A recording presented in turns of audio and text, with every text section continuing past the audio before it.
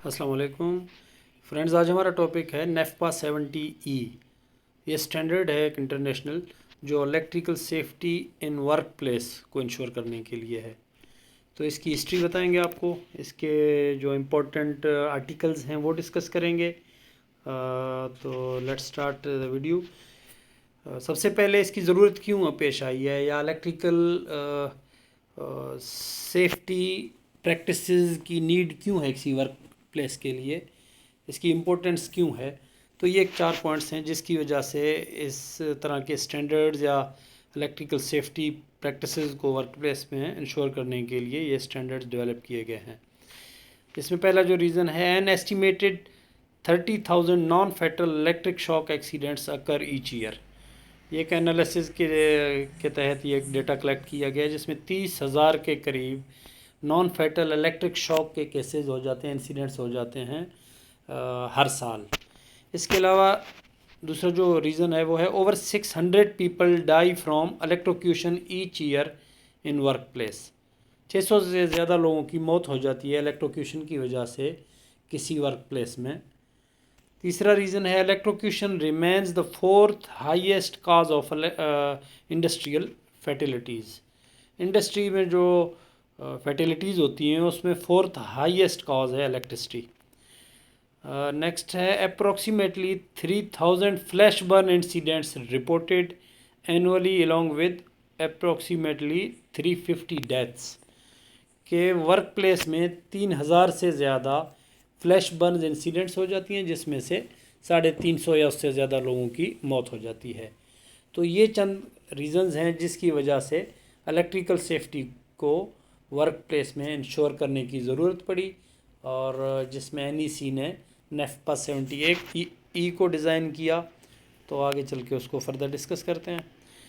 अच्छा, कोड और स्टैंडर्ड क्या चीज़ें हैं। तो कोड कहते हैं सेट ऑफ रिकमेंडेड रूल्स, कोई रूल को सेट करना वो कोड होती है, और स्टैंडर्ड है उन कोड्स को किस तरह मीट किया जाता है, how to meet that rules.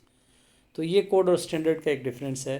सबसे पहला जो स्टैंडर्ड होता है वो डिज़ाइन स्टैंडर्ड्स होते हैं जो किसी सर्विस या प्रोडक्ट की फीचर्स को या उसकी कंपेटेबिलिटी को या उसके सेफ़ और इफ़ेक्टिवनेस को इंश्योर करने के लिए वो स्टैंडर्ड्स डिज़ाइन की जाती हैं, वो डिज़ाइन स्टैंडर्ड कहलाती हैं। इसके अलावा कुछ क्वालिटी के स्टैंडर्ड्स होते हैं, कुछ इन्वायरमेंटल के स्टैंडर्ड्स होते हैं, इन्वायरमेंटल सेफ्टी के, कुछ ऑक्यूपेशनल हेल्थ की होती हैं। और ये जो पर्टिकुलर 70E है ये इलेक्ट्रिकल सेफ्टी है वर्क प्लेस के लिए। अच्छा, कुछ रेगुलेटरी बॉडीज़ होती हैं जो गवर्नमेंट की तरफ से होती हैं, जिनकी कंप्लायंसेस को इंश्योर करके सेफ्टी को इम्प्रूव किया जाता है।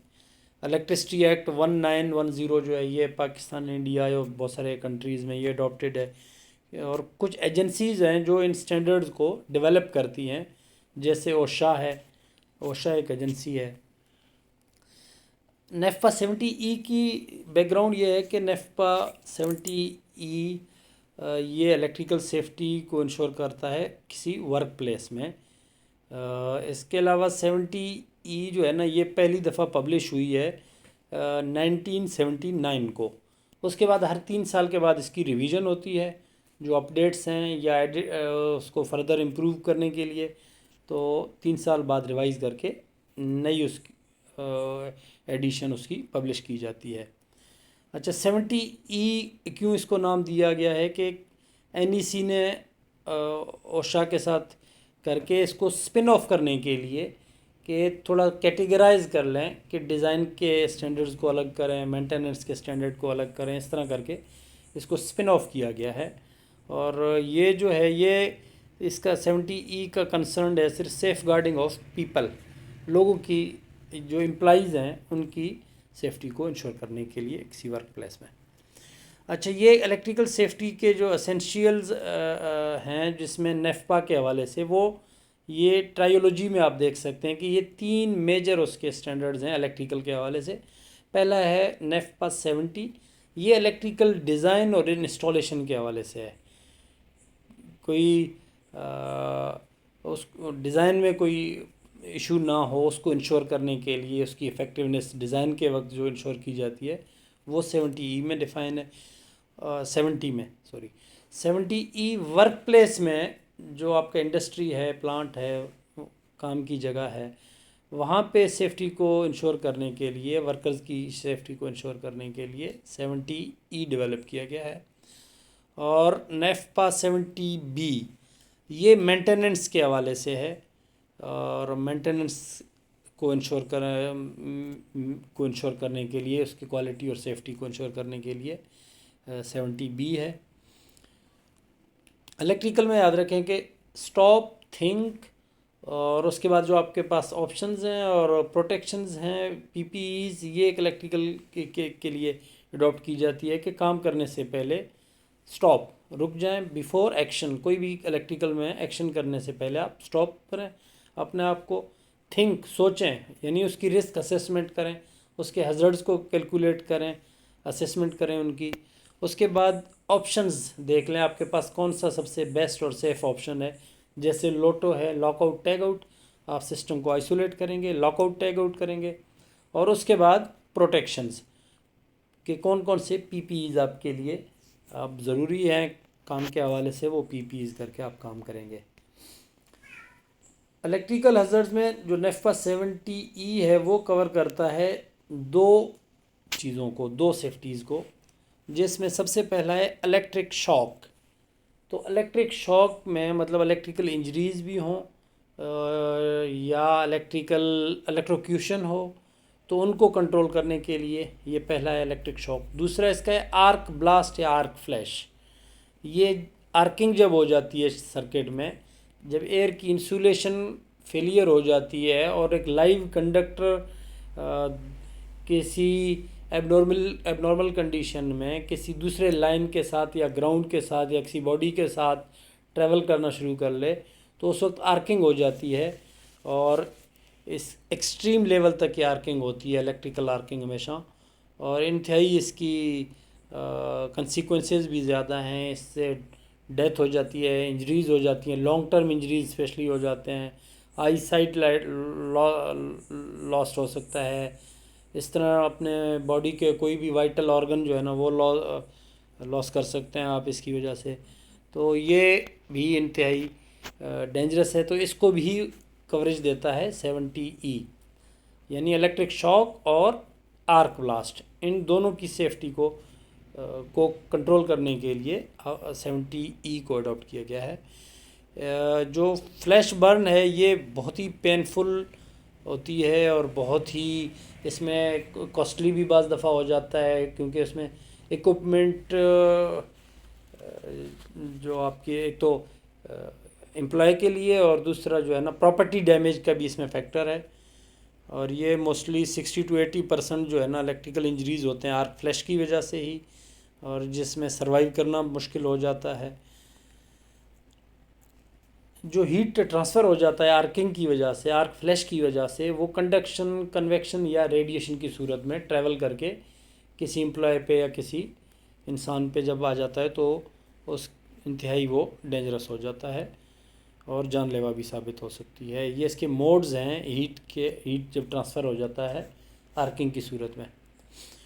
آرک فلیش، اس میں آرٹیکل 101 جو نیفپا کا آرٹیکل ہے وہ 101، یہ آرک فلیش کے حوالے سے اس میں ڈیٹیلز ہیں کہ آرکنگ کس وقت ہوتی ہے، اسپیشلی لائیو کنڈکٹر یا لائیو لائن کا گراؤنڈ کے ساتھ بھی ہو سکتا ہے، لائیو لائن کا دوسرے لائن کے ساتھ بھی ہو سکتا ہے، اور یہ ایکسٹریم لیول کا انرجی لیول اس میں ہوتی ہے، اور یہ تصویر میں بھی آپ دیکھ سکتے ہیں اس کو.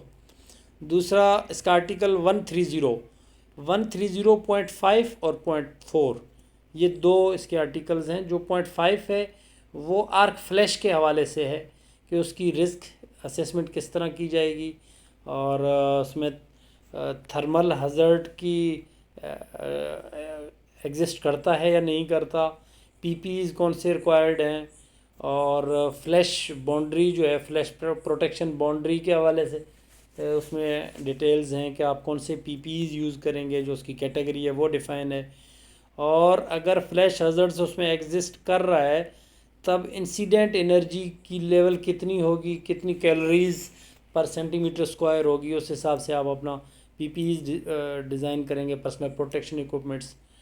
اور یہ اس آرٹیکل میں ڈیفائن ہے. جو 130.4 ہے وہ الیکٹرک شاک کے حوالے سے ہے.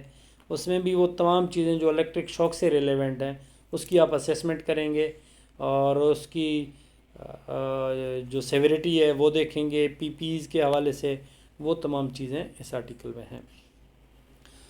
اچھا جو یہ آرٹیکل ہے آرک فلیش والی 130.5 اس میں پورا ڈیٹا گیدر کرنے کا جو ہے وہ طریقہ کار, اس کی ایکوریسی کو دیکھنا, اس کے علاوہ شارٹ سرکٹ کیلکولیشن پرفارم کرنا اور آرک فلیش انرجی اسٹڈی کرنا اور آرک فلیش کے حوالے سے لیبلنگ دیکھ لینا کہ جو لیبل ہیں آپ کے الیکٹریکل کے پینلز وغیرہ اس حساب سے. اور جو کام کرنے والی ٹیم ہے وہ کوالیفائڈ ہے, ٹرینڈ ہے, جو مینٹیننس ٹیم ہے, یہ چیزیں اس آرٹیکل میں تمام ڈیفائن ہیں. اچھا اس کے چند اور آرٹیکلز ہیں امپورٹنٹ وہ آپ کو بتا دوں. 90.2 ہے جیسے 2 یا 205.3 ہے, یہ مینٹیننس ٹریننگ اور آڈیٹنگ کے حوالے سے ہے. جو آرٹیکل 100 ہے وہ کوالیفائڈ پرسن کے حوالے سے ہے, جو مینٹیننس ٹیم ہے وہ کتنی کوالیفائڈ ہے اور اس کی کیا ریکوائرمنٹس ہیں. اور 110.4 ہے, اس میں گراؤنڈ فالٹ سرکٹ انٹرپٹر کے حوالے سے ان کی مینٹیننس اور کنسٹرکشن کے حوالے سے ڈیٹیلز ہیں. اور 120.2 یہ ڈاکومنٹیشن آف ٹریننگ, کہ ٹریننگ کی جتنی آپ کی ڈیٹیلز ہیں وہ تمام ڈاکومنٹڈ ہوں, ریکارڈ ہوں, آڈٹ کے وقت ان کو چیک کیا جاتا ہے نارملی, تو یہ تمام ڈاکومنٹڈ ہوں. اور 130.5 ہے, یہ method to select the P Ps, یہ وہ میتھڈ ہے جس میں آپ انرجی کی لیول کو کیلکولیٹ کر کے پی پیز کی سلیکشن کرتے ہیں. اور اسی میں آپ کی اکوپمنٹ لیبلنگ بھی ہے, اس کی جو آرٹیکل 130.5 کا ڈی سیکشن ہے اس میں لیبلنگ کے حوالے سے ہے. اور 0.7 میں آرک فلیش باؤنڈریز ڈیفائن ہیں اور اس کے پی پیز کی کیٹیگریز ڈیفائن ہے کہ کس باؤنڈری کے لیے کون سے پی پیز آپ نے یوز کرنے ہیں. اور اس کے علاوہ اس میں بیٹری رسک اسسمنٹ کا 320.3 ہے. بیٹریز میں دونوں رسک انوالو ہیں, کیمیکل رسک اور آپ کا الیکٹرک رسک بھی ہے اس میں, شاک رسک, کیونکہ بیٹری میں الیکٹریکل رسک بھی انوالو ہوتی ہے اور کیمیکل رسک بھی, تو یہ دونوں اس میں ڈیفائن ہیں. تو یہ اس کے بیسک جو آرٹیکلز تھے وہ آپ کے ساتھ ڈسکس کیے ہیں. امید ہے کہ آپ کو ویڈیو پسند آیا ہوگا. Thank you very much.